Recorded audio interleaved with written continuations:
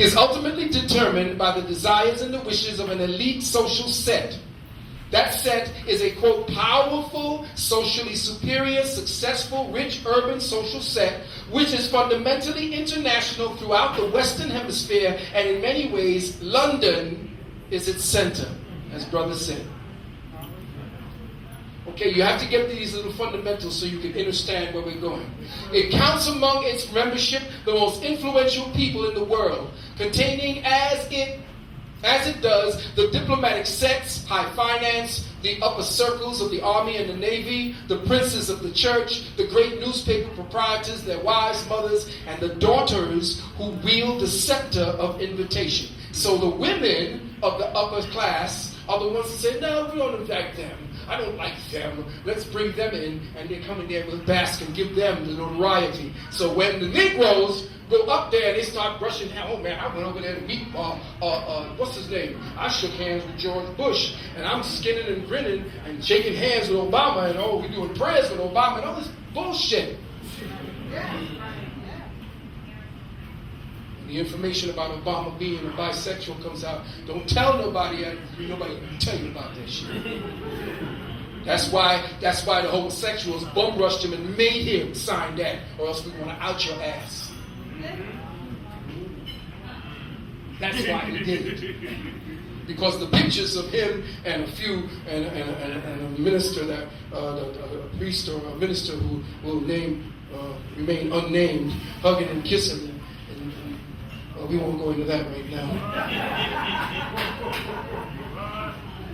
Public opinion must therefore be organized for the press, not by the press. Also, it is not sufficient to rely on the whims of a super social set to manipulate the pictures in the people's head. That job can only be managed by a specialized class which operates through our intelligence bureaus. This is in public opinion. He goes on to say the masses of absolutely illiterate, feeble-minded, grossly neurotic, undernourished, and frustrated individuals is very considerable.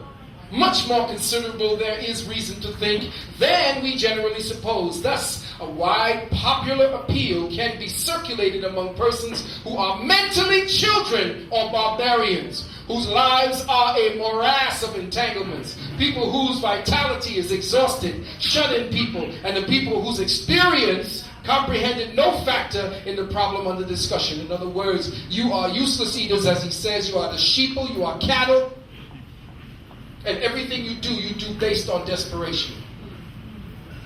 So they can manipulate you. All you have to do is manipulate your desperation and your fear, and they got you running because 9/11's coming again, 9/11's coming again.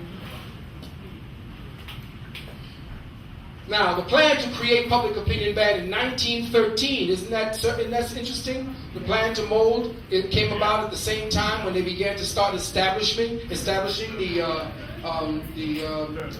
Federal Reserve, the IRS. This is when it started. As a propaganda factory centered in Wellington House in London, Lord Edward Grey, the British Foreign Secretary at the time, installed Alfred Harmsworth, Lord Northcliffe, Britain's most influential newspaper magnate, as its director. Lord Northcliffe's position was oversighted by Lord Rothmere on behalf of the British Crown. The operational staff of Wellington House consisted of Lord Northcliffe, Arnold Thornby, future director of the Studies of the Royal Institute of International Affairs, and the Americans Walter Lippmann and Edward Bernays. Incidentally, it was Lord Rothmere who put this whole thing together, who introduced the term Adolf the Great. He stated that he was a supreme intellect. I have known only two other men to whom I could apply such distinction, Lord Northcliffe and Lloyd George. If one puts a question to Hitler, he gives an immediate, brilliant, clear answer. There's no human being living whose promise on important matters I would trust more readily.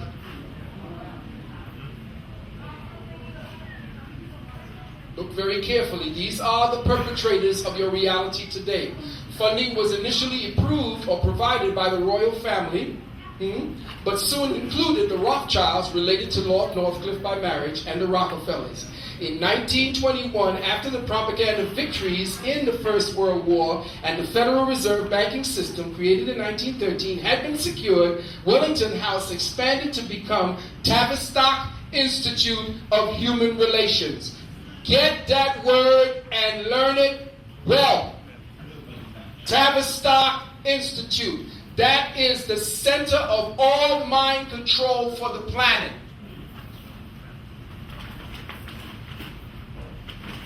Tavistock Institute. This side-war apparatus, based outside of London, was first established under the patronage of Duke George of Kent. The original Tavistock Clinic, led by George Rawlins Rees, was developed as the Psychological Warfare Center for the Royal Family and British Intelligence. Rees and a cabal of Freudian, I want you to understand how deeply Freud is in this thing called mind control. What he did to participate and to create the paradigm. Neo-Freudian psychiatrists applied the wartime experiences, watch this, the wartime experiences of psychological collapse to create theories of how such conditions of breakdown could be artificially induced, absent the actual theaters of war. The result was a theory of mass brainwashing involving group experience that would be used to alter the values of individuals and through that induce over time changes in the axiomatic assumptions governing a given society. So what they would do now is change the underpinnings of your relative reality by introducing axioms, words, for you to become comfortable with, so that when you hear them, you know what they belong to. You begin to cross-reference them in the holographic mind that you have, and your reality now becomes this crisscross reference that you see through, and that's all that you see. Okay, hang on with me. Yes, sir. It's going to get a little complicated, but you have to have this. Now, this elite cabal was staffed by the likes of Kurt Lewin, the author, who authored Jim Keith, the guy who called himself Commander X, who just died, credits with much of the original Tavistock research into brainwashing, applying the results of repeated trauma and torture of individuals in mind control to the society at large. Lewin states, listen carefully, if terror can be induced on a widespread basis into a society, then society reverts to a tabula rasa, a blank slate, a situation where control can easily be instituted from an external point. Put another way, by the creation of controlled chaos, the populace can be brought to a point where it willingly submits to greater control. Or it's not, we haven't even begun to scratch the surface of how diabolical this becomes. Another Tavistock researcher was Dr. William Sargent, author of Battle for the Mind, a physiology of conversion and brainwashing. These are books for you to go get. He said various types of beliefs can be implanted after brain function has been sufficiently disturbed by deliberately inducing fear, anger, and excitement.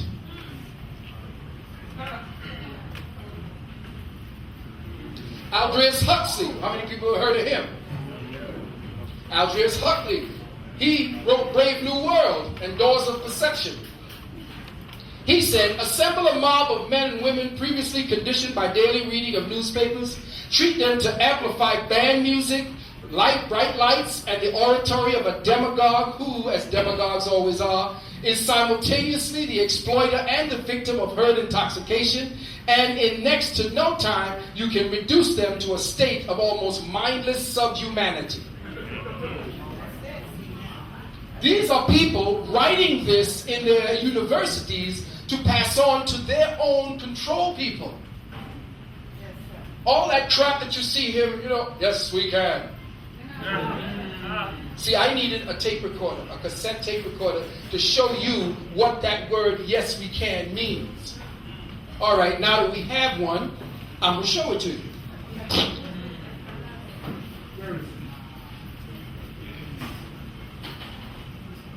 Did you put it inside there already? No.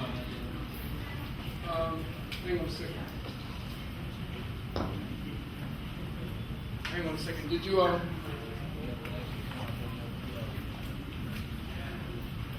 you have the tape?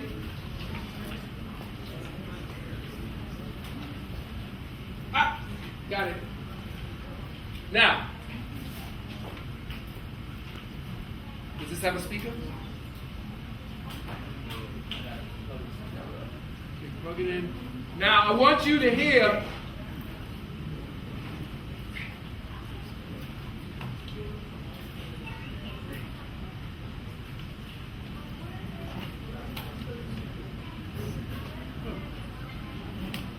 Okay, good. You got a front end plug? It doesn't work?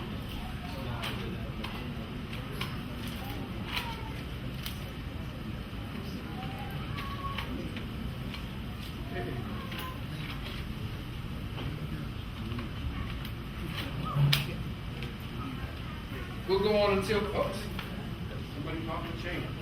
All right, Spirit. Moving right along. Another man in 1938, at the time he was the head of the music section of the Radio Research Project for Tavistock. Theodore O'Donnell wrote in his work, Negative Dialectics, that listeners to radio music programs, fluctuate between comprehensive forgetting and sudden dives in recognition. They are atomistically, and they listen atomistically and disassociate from what they hear. They are not childlike, but they are childish. Their primitivism is not that of the underdeveloped or developed, but that of the forcibly retarded. Forcibly retarded, when they put certain music on the air for you to hear, know that they have messed with it in the studio. To mess with you, I don't care how popular the music is or unpopular. If it's popular and you got the Britney Spears and all these people out there, know that they have mind-fucked the music so that when you're listening to it, you're listening to it not only in reverse, but up and down and sideways. The technology is such that they can put reverse in there and you can hear it with your holographic mind.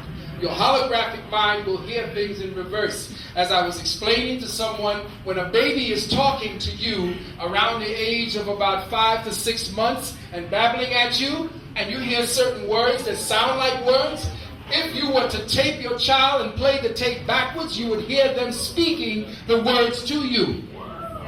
Children speak in reverse.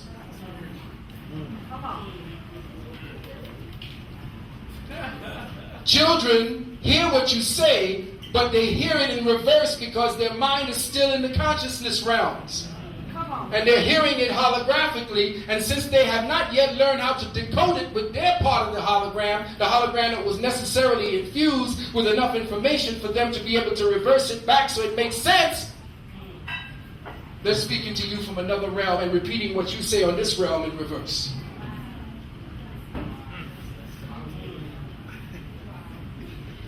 Okay, is it backwards?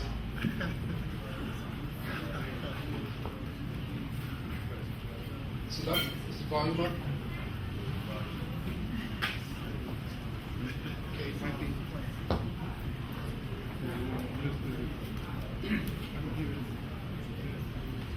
Is there a volume button on here?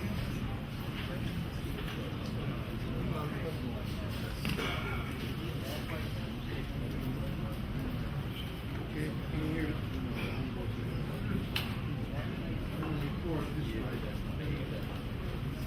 Okay. Hang on a second. This is the wrong side. Oh, it's the right side. Okay. Now, boost me up on it.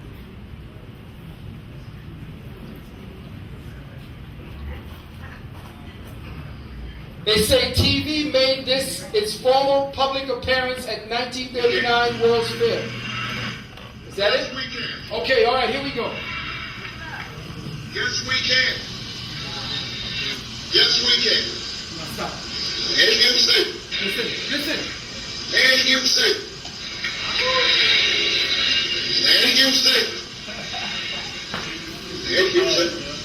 Wait. And Gibson. Wait. And Gibson. And Gibson.